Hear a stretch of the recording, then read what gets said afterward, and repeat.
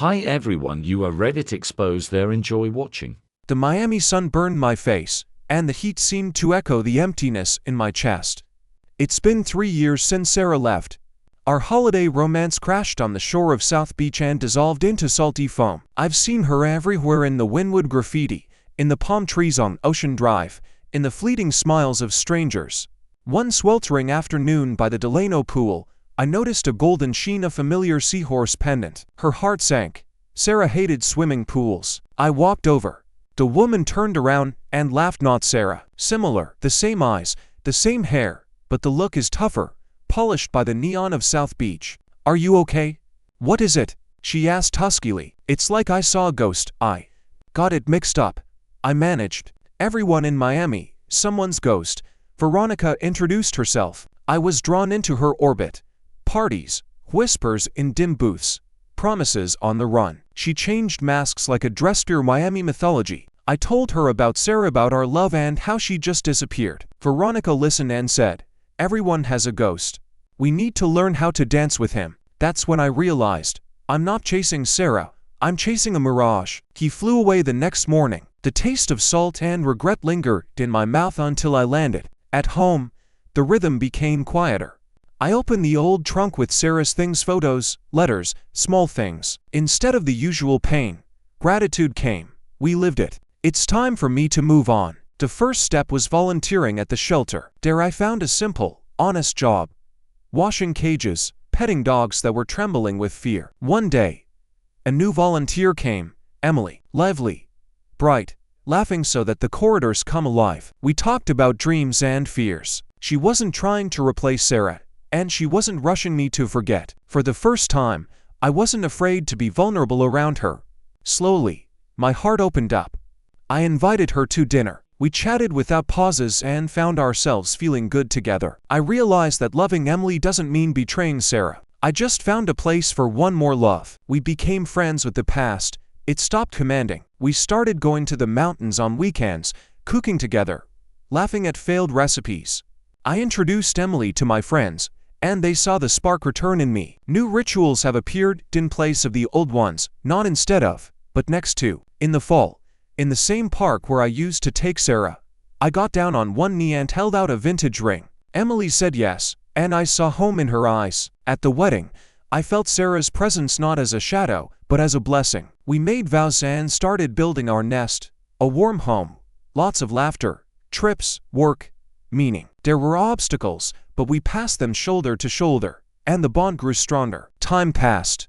Children, then grandchildren. I told them about Sarah, who was soft and fair, and Emily, who was brave and sunny. Both loves shaped me, and I was grateful for both. I visited Sarah's grave, told her about our lives, and each time I realized that memory is not an anchor, but a compass. The house has become a family legend. Summer gatherings on the veranda, stories under the chirping of evening birds. The garden I was growing was blooming as before. The roses smelled of childhood and forgiveness.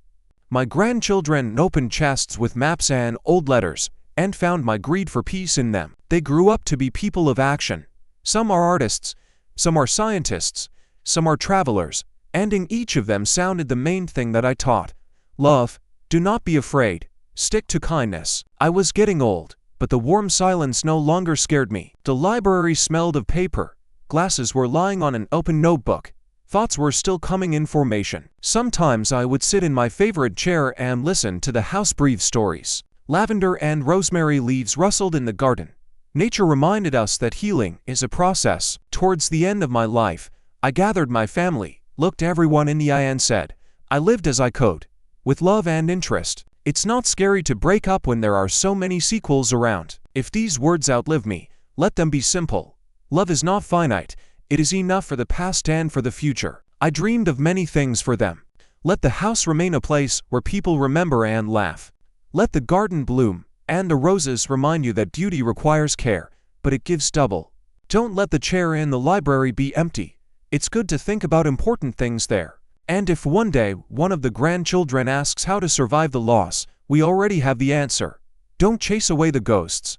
Learn to dance with them. The dance of grief and hope leads to light if you keep the rhythm. Sometimes, I imagine that years later they will gather on the veranda again. They'll tell me how I once mistook a stranger by the pool for Sarah, how I found myself in a shelter, how I said love to Emily between a bucket and a pitchfork, how I realized that second chances are also real. And as we all learn together, closing is not a door, but a porch light that you turn on yourself, for those who go home, and for yourself when you climb the dark stairs. I do not know if they will call it all legend. For me, it was just life. Miami and mirages, a suitcase with a skate pendant, a plane into the gray sky, a shelter where you can hear your heart learning to beat again. Yes, in an autumn park, children and grandchildren, a garden and books, and to loves, each eternal in its own way. In short, I was lucky. The story, as it turned out, did not end with that summer confession to himself. It continued in small things, in feeding schedules, in the soft sound of hooves on the flooring, in the way the curtains catch the wine in the morning. Emily Ann, I finally decided on her long-held dream, a small shelter for horses that had been abandoned by people and had not been abandoned by life. We started with two retired girls, a mare named Plum and an old mare named Rhoda, a teacher who patiently allowed the children to stroke her rough neck. I was in charge of fences and water. Emily was in charge of herbalists, veterinarians, and endless lists. At some point, our refrigerator became more like a navigator's table. Magnets held deworming schedules, and the numbers of blacksmiths and trainers hung between the recipes. In the evenings, we sat on the steps and watched the moon smear silver on the backs of our charges. There, in that silence, I understood especially clearly. Second chances are not a slogan, it's a routine. Change the bedding in time. Do not forget about the water. Do not dislike or overlike water on Tuesdays, not when it's sad. Once a year, we allowed ourselves the luxury of leaving. On one of these vacations, I suggested what I had been dreading for a long time, a trip to Miami. Not as a pilgrim through old scars, but as a tourist who knows that the sea is always equally salty, no matter what you call it. Emily looked at me for a long time, then nodded. If you don't get sucked back into the Mirage, I promised to hold her hand. The airport smelled of the same mixture: kerosene, coffee, someone else's perfume. On Ocean Drive, the wind was still blowing conversations between the palm trees. We passed the Delano. The pool was no longer the myth from my memories. The tiles were different. The music was different. The faces were different. A woman with a golden seahorse pendant was sitting on a chaise longue. I noticed a glint in my peripheral vision. My heart fluttered for old time's sake. But I didn't get any closer. Instead, I bought a cheap bronze skate pendant at a souvenir shop and gave it to Emily for our veranda. Let it be a talisman not for the past, but for the future. She laughed. It looks like you've really learned how to dance with ghosts and paws, and the music isn't about you. We came across a street festival in Wynwood. The paint smelled fresh, like the morning after the rain.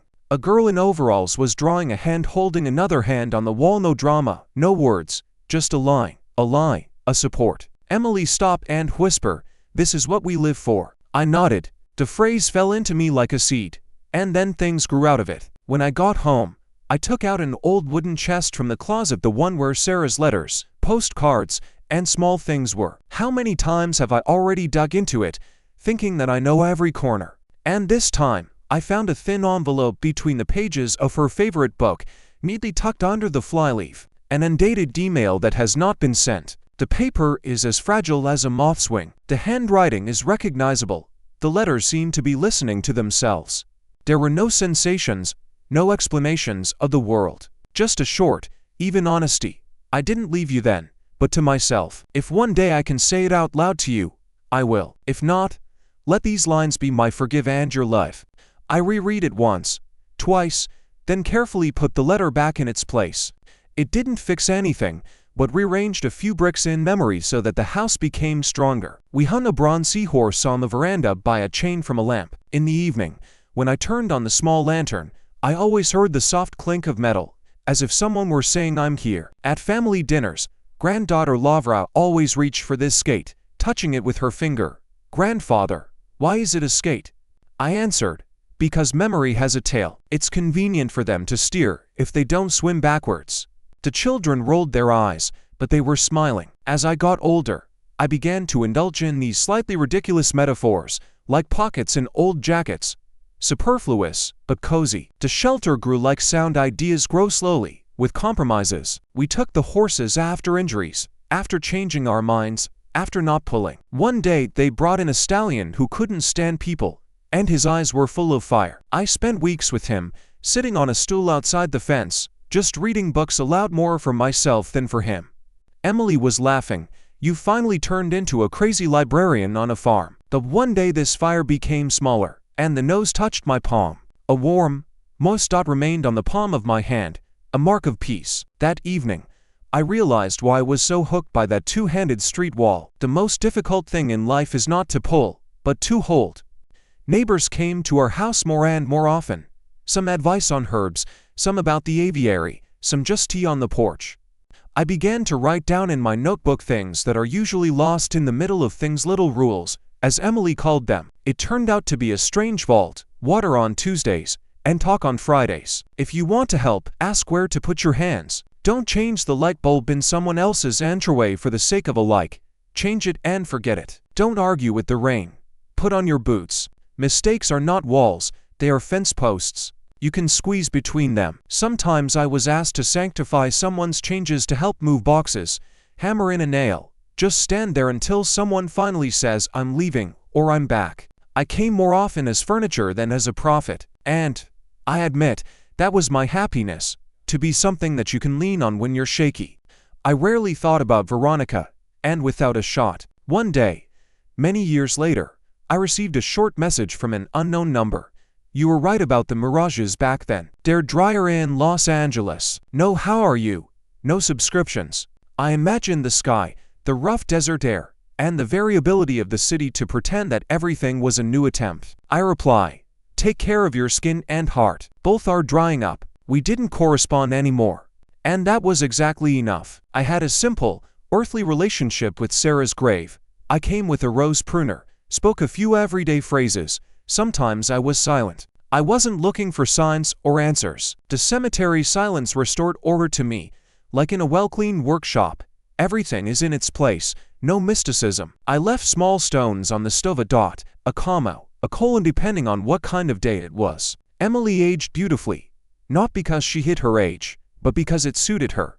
The laugh lines around his eyes were like brackets in which our jokes were kept. The gray strands on his temples were like lines in a book where you always want to put your finger so as not to lose your place. We rarely argued about business, because of the sugar in the tea, or because I had drunk one of the flower beds again. They quickly put up with the habit of hugging when the water boils in the kettle. It turned out to be our best therapy, not to dig endlessly, but to stand nearby, in moderation, in silence, and with the right amount of boiling water. When my granddaughter Lavra brought her boyfriend to me one day and said, "Grandfather, we're serious," I didn't start the lectures. I just asked, "Are you ready to water on Tuesdays?" He didn't understand, of course.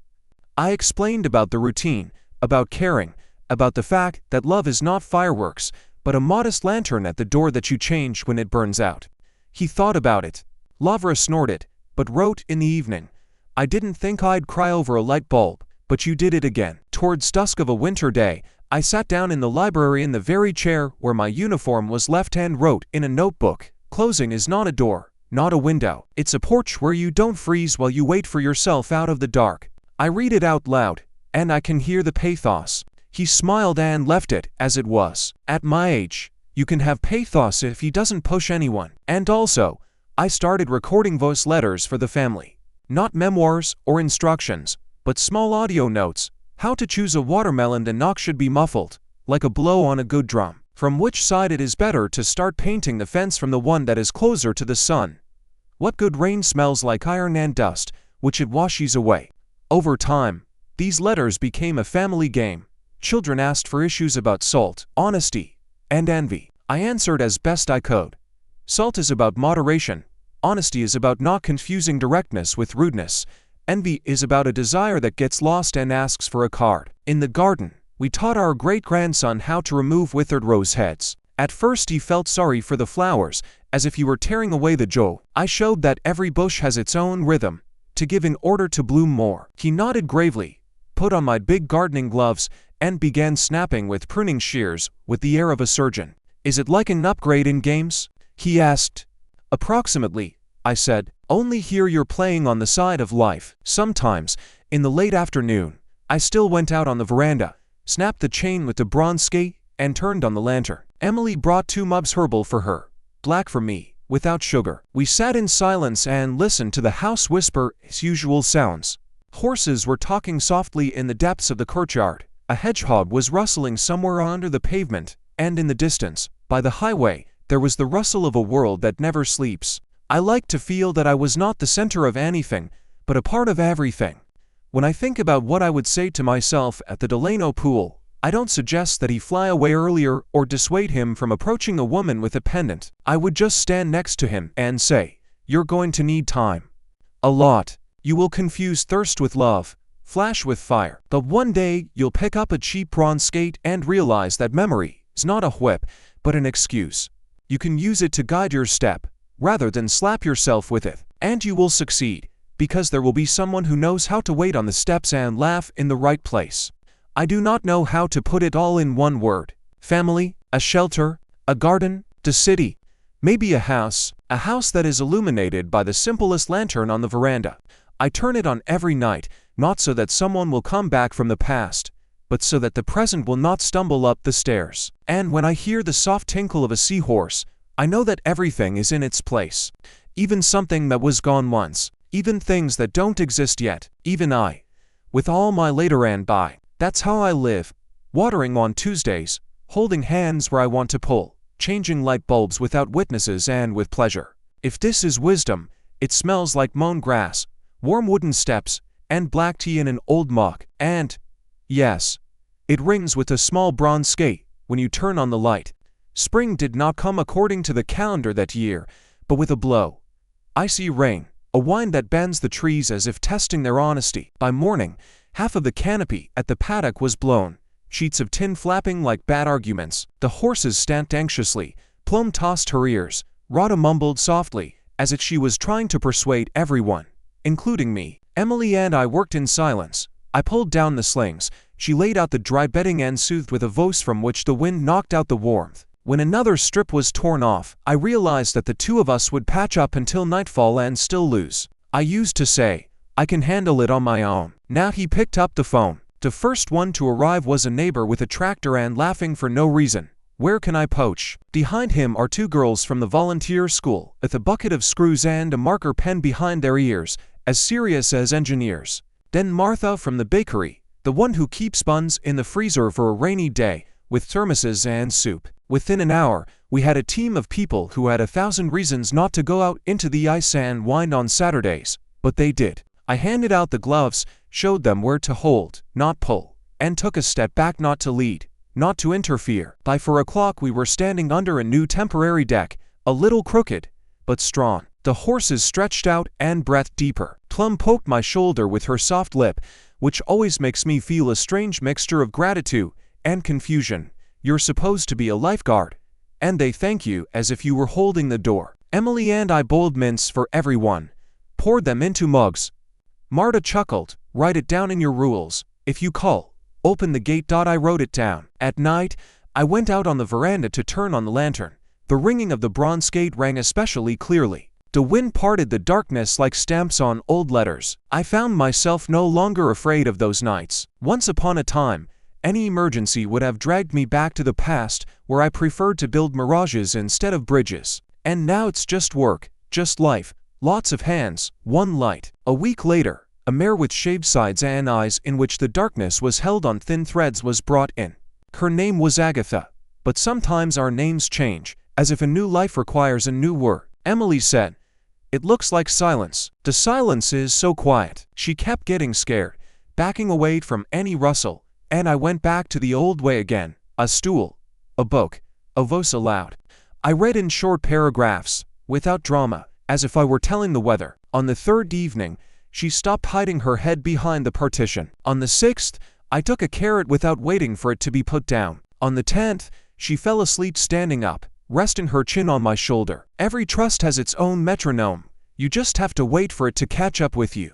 My granddaughter Lavra and I set up a university of Tuesdays. She laughed that it was time to cut my rules in lectures. I argued, not lectures, but cheat sheets. Nevertheless, we recorded a new issue of voiceover, about fear.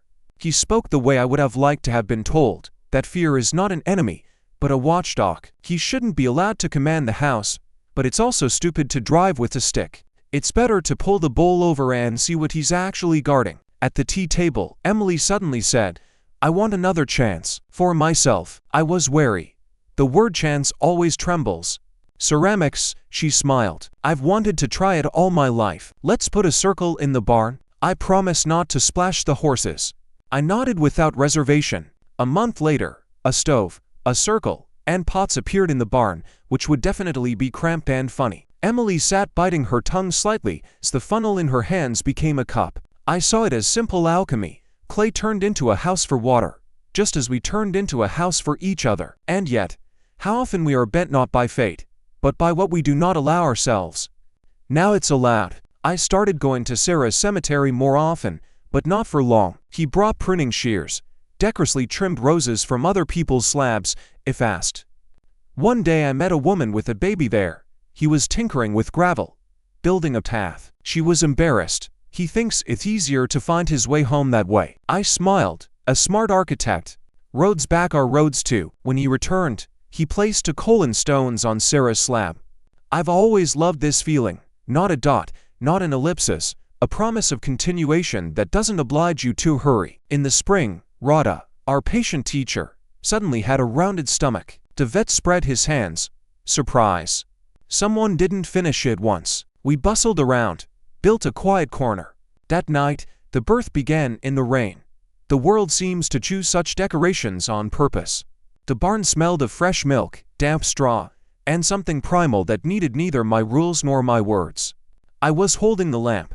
Emily was whispering "good girl," and when the wet ball spread its long legs and took the first ridiculous step, we both laughed and burst into tears at the same time. The foal was named Hoarfrost.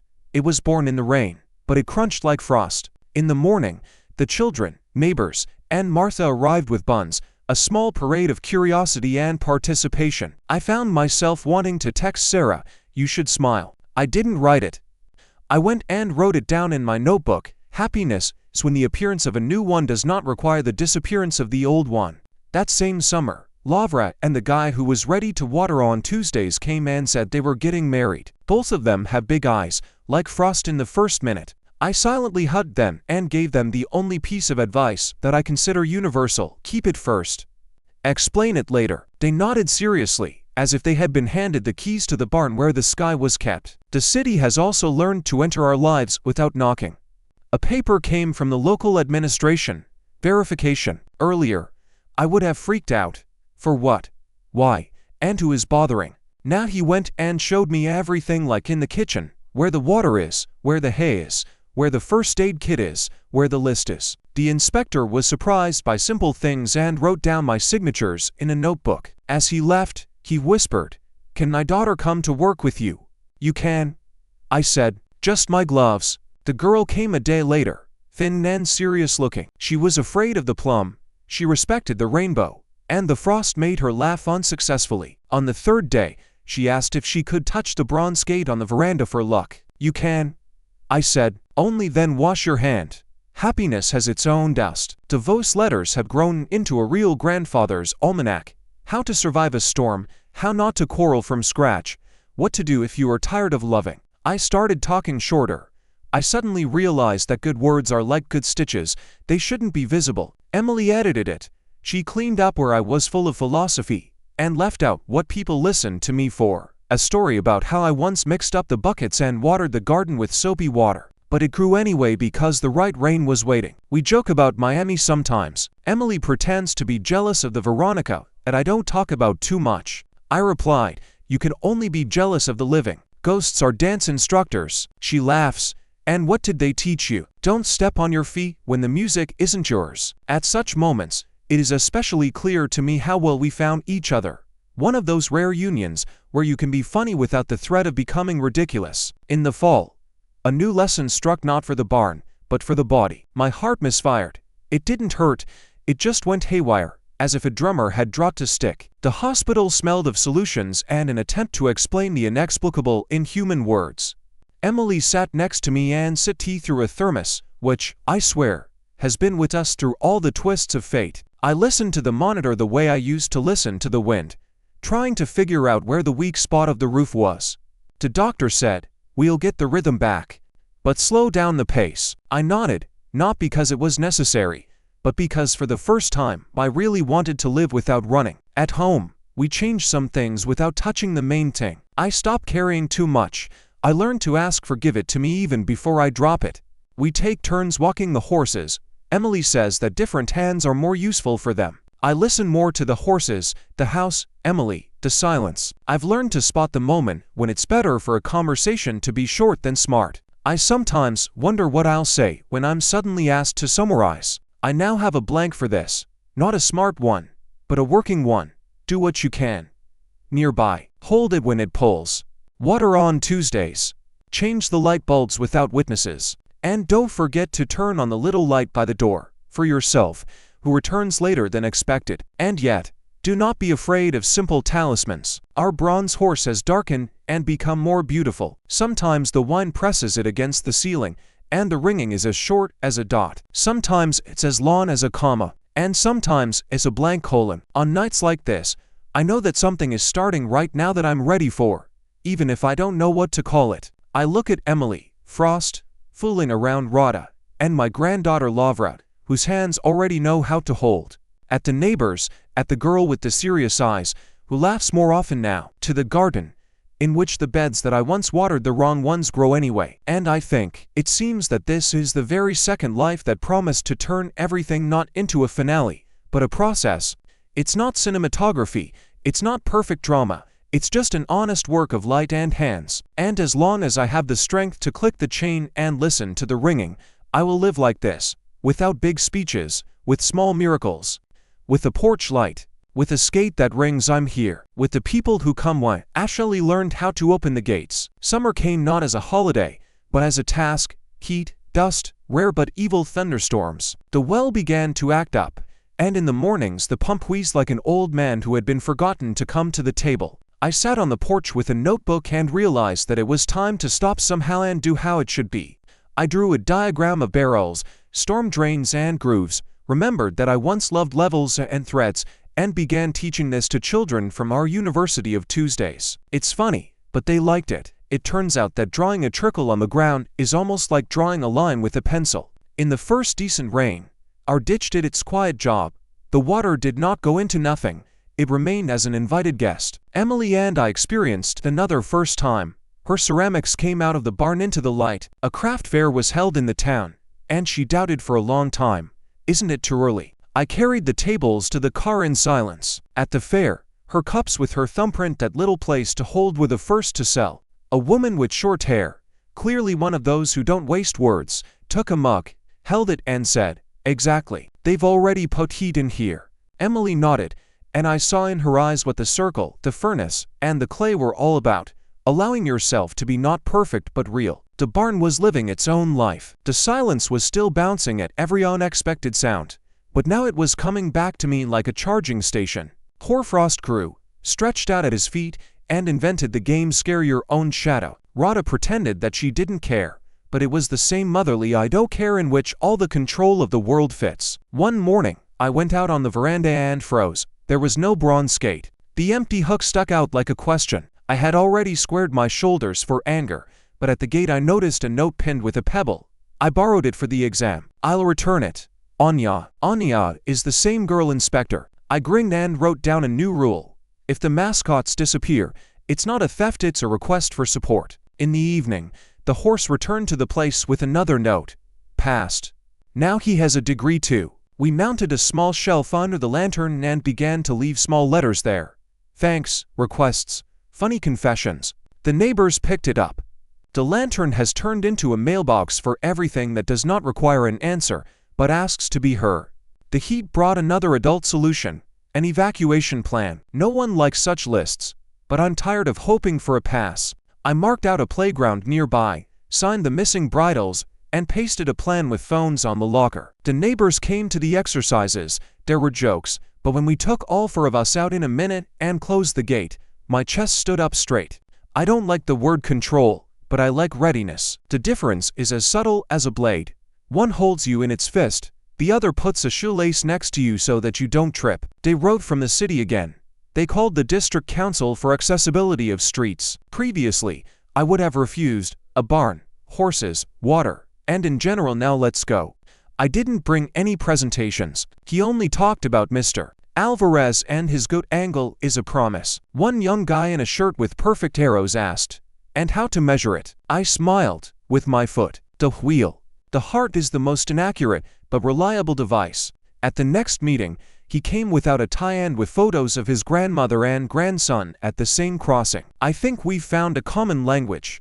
Meanwhile, my heart behaved decently, but I had already learned to live, no need to hurry. If I used to grab a bag of food one time and then suffer from my back, now 2 times 10 times, and no one is a hero, but everyone is safe. In the evening, when the wind brought smells from afar, mown grass, wet earth, fry bread, or memories, I listened to this long, calm dance and realized, I finally know how not to rush my watch. The grandchildren showed up with a new idea.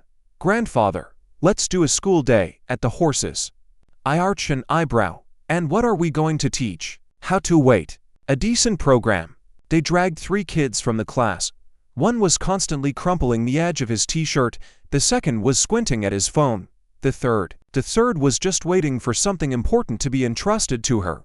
We gave them each 5 minutes of silence next to silence. At first it looked strange.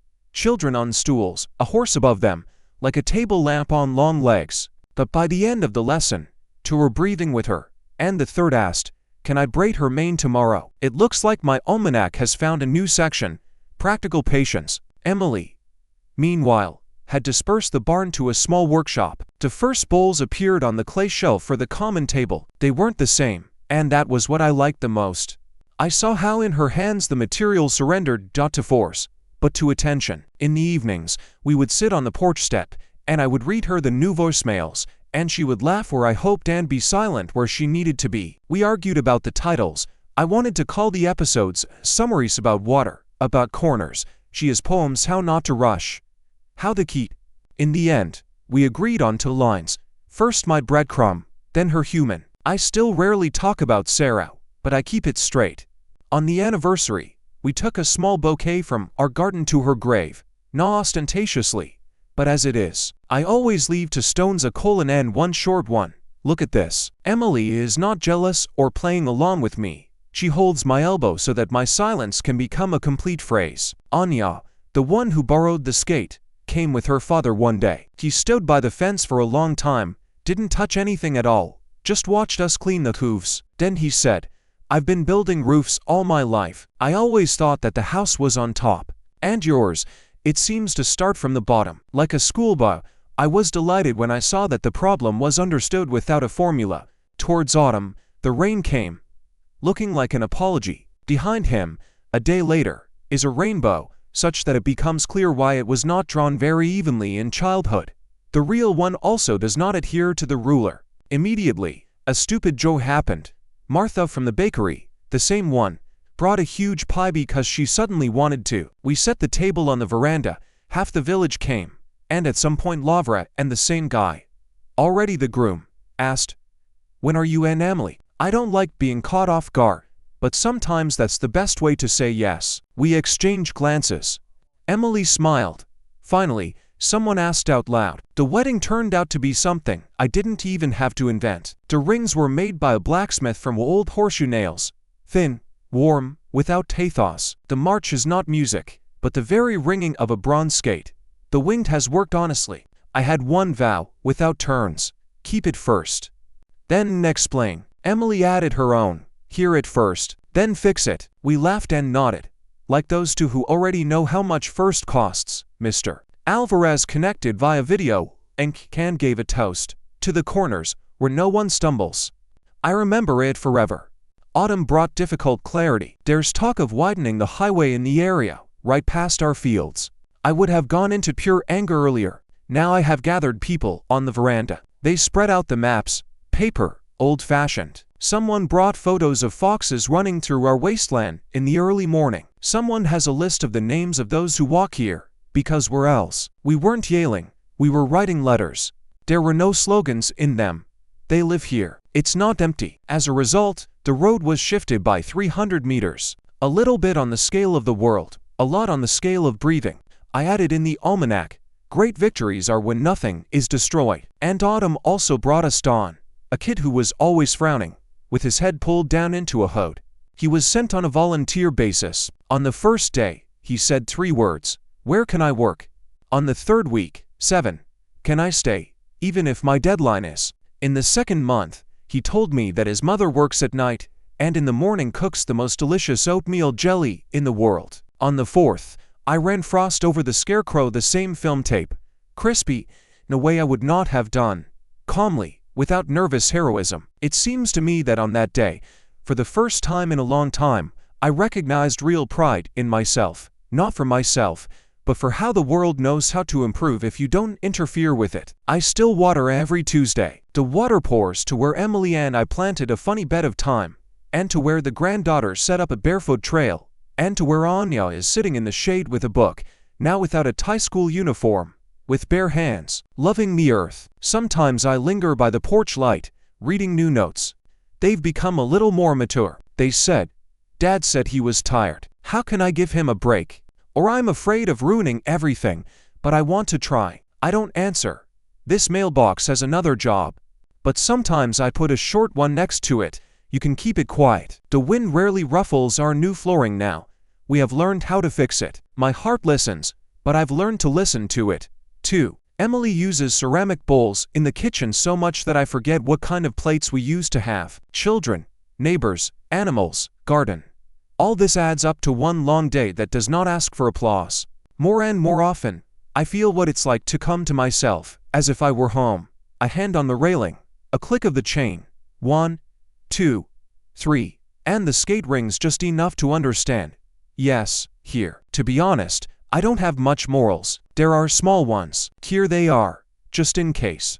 Don't rush to call always something that is just often. Hold on when you feel like explaining. Water on Tuesdays, even if rain is promised. Turn on the flashlight not because someone will come, but because it's easier to come back yourself. And remember about the corners. The good ones are the ones that don't trip over. And if the talisman suddenly disappears, look at the shelf first. Maybe he was just taken for an exam. And if they do, let them have a new story. We have enough of them, and it seems to suit us. Winter did not come. It crept up. At first, the morning frost, the one on the grass, not our red-haired friend, began to hold until new. Then the water in the barrels began to reflect before draining into the storm drain. And then one day everything turned white, not festive, but businesslike, like a new sheet in a hospital. I took our rainy day plan out of the pantry and realized that I was no longer afraid to read it. First point, check the oven. Point 2, disassemble the alarming bridles and assemble the night kit, lanterns, blankets, medicines. Point 3, call the difficult ones list. I call Martha from the bakery. She has an old mother, and the snow always comes at the wrong time. "I'll manage," he says, "but the bread is later tomorrow." Let it be later. We're not at war. We're at the weather. Silence Horse takes winter as meditation. Hoarfrost Horse is like an adventure. It digs snowdrifts with its nose, pretends to fall through, and snores from its own boldness. Rada the dog checks the perimeter and returns with the appearance of a shift supervisor. I do what they taught me. I move slowly, speak briefly, hold more often than I explain. In the first frosts, our pump glitched. No drama, just the sound of UHA and silence. Previously, I would have cursed, waved my arms, tried to beat the iron with character. Now I sat down on the step, took out the diagram that I drew myself in the summer, and followed the arrows. An hour later, the water began to trickle, not because I'm a hero, but because I finally have the habit of taking my time. And then the night exam happened without warning. By midnight, the silence had become restless, burrowing into my shoulder, hot as a furnace brick. Colic, in theory. I knew the procedure. In practice, my heart wanted to break into a gallop anyway. I called the vet, woke Emily up, and turned on the gate light. Then there are circles on the parade ground. Step, step, step, as if talking. I'm here. We're moving. 15 minutes later, as if on cue, their own troops pulled up into the courtyard. Lavra and her fiancé, Don, who once came on a volunteer basis. Martha brought a thermos. We walked side by side, changed, counted our breaths, as in Mr. Alvarez's classes, corners without stumbling. Only here the corners were in time. By 4 o'clock, the vet said, "We've passed." Silence took a long breath and lowered her neck. I rested my forehead on her withers and realized that I had learned one more thing in my life: not to replace caring with panic. The next day, a note appeared at our lantern. "We heard your night. Thank you for keeping the light on." No signature, no request. I put it in a pile. We stacked them like a photo album. In winter, one thing has become the brightest: our post lamp really works. Someone leaves children's drawings for some reason. There is frost on one with wings. I didn't argue. It seems that it is. Someone. Thanks for no reason. For the path by the stream. Sometimes there are heavy ones. I'm scared. I don't respond to such questions with words. The box has a different function. That on Fridays, a small thermocup with tea and a piece of paper with the phone numbers of the services that really pick up the phone began to appear under the lamp. Anya came up with the idea. Let the mug be returned when it warms up. They're returning it. Meanwhile, Emily took winter into her rhythm. Roasting is generally about cold and heat, and the furnace has become our second son. Several bowls burst, and for the first time, she was not upset. She sat down next to the pieces, touched them, and smiled. So the clay said, "Enough is enough." I heard it. I wrote it down in our almanac with the title, "How Not to Argue with the Material." People wrote later that it was about them, about work, about children, about themselves. Don remained even if his term. And one day I brought a piece of paper to the barn. An application to the technical school for a veterinary technician. "Can you, well, just sit next to me while I fill it out?" We were sitting. He asked, "Should I write my mother's address? Or the general one? How do you feel better?" He exhaled and entered the general one. "Ours. Not forever, not officially, just as an anchor for a while. I told Emily last night." She nodded. "Hold it first. Then arrange it." The district's accessibility council continued to meet. We did one small, funny-looking thing. We agreed that all projects would start with a walk. Without presentations, you can just walk a block with a wheelchair, a cane, or a cart. A young guy in a shirt with perfect arrows came for a walk in sneakers. When he returned, he added an item to the protocol: check with rain and ice. It's a small thing, but it's like noticing a barely visible limp in a horse's gait. It changes everything. In February, an old apple tree was torn out of our house. The wind at night tightened the note and held it until the tree gave up. In the morning, I stood over the roots, as if I were over an old story that I hadn't had time to finish telling. We sawed the trunk without pathos. The blacksmith took part of it. He promised to do something useful. The rest went to the wood pile and small shelves under the lantern, for notes that are better to sit on. A new apple tree was planted in the spring, a small, funny one. The granddaughters screwed a sign to the peg, "To be continued." The right formulation for the garden and for life. The snow left suddenly this year, as if someone had turned off the white light. The water went under the fences, the ditches whispered, the frogs woke up first and held a meeting with a quorum. Our summer arrows are working. The barrels are full. There are no puddles anymore where they bother us, but there is where there is Joe.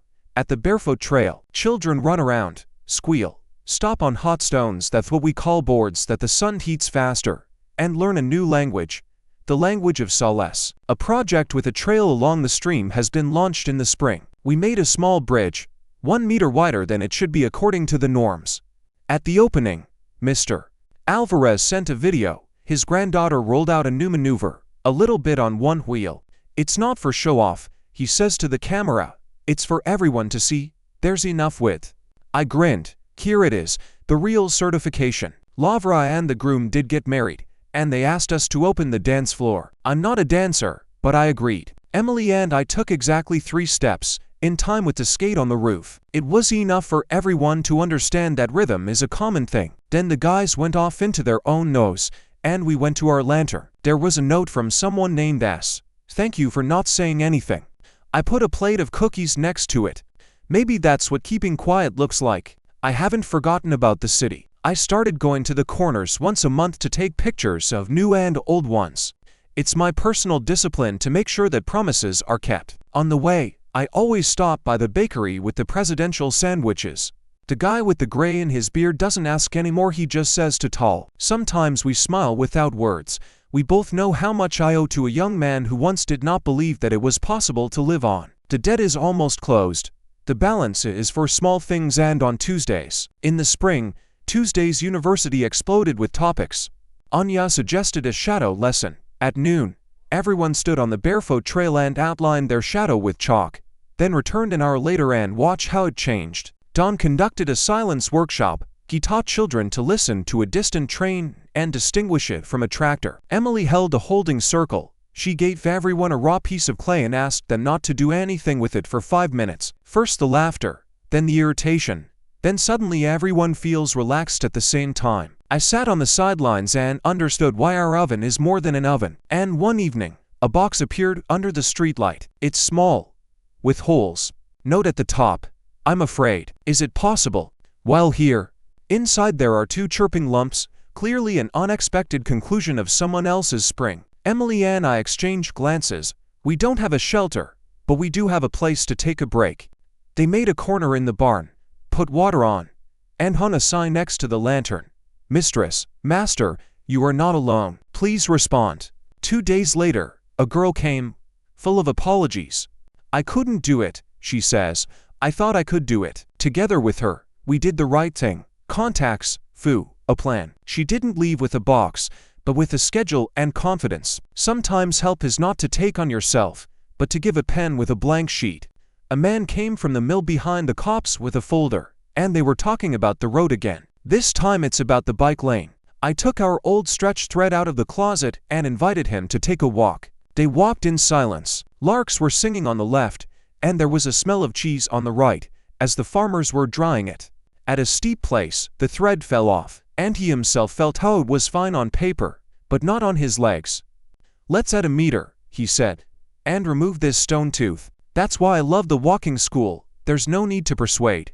It's enough to go through it together. On Sundays, we started doing oven nights, not for sale, but for our own. Emily would take what happened out of the oven, and we would arrange a mini exhibition on the steps. People brought things with stories from home, a spoon with a crack, a photo, they're little it turned out. We sat in the lamplight, and the skate rang slightly, and I caught myself with that very rare feeling. Now nothing needs to be improved. Meanwhile, Don started college. He began to arrive less frequently, but more precisely, like a scheduled train. I brought a brochure once. Colic, first aid. We should have 10, he said. I'll give it away in the neighborhood. Distributed it. A week later, a woman stopped me in the store. Are you the one with the horses? Thanks for the paper. We saved one old lady. I went to the car and just stood there for 5 minutes, holding the steering wheel while my breath caught up. Meanwhile, the garden is doing its own thing. Without our pathos, time has grown to the border. The apple tree to be continued has released a leaf like a small green ton. Frost scared his shadow again, and then sat down next to it. Apparently, it was agreed. Rhoda straightened her ears, heard something we couldn't hear, and yawned contentedly, which means it's okay. Sometimes at night I still wake up from that same knock knock knock. The radiator remembered the past, and listened to my heart respond not with anxiety, but with presence. I used to really want to put a moral under everything. Now I have enough short notes in the margins.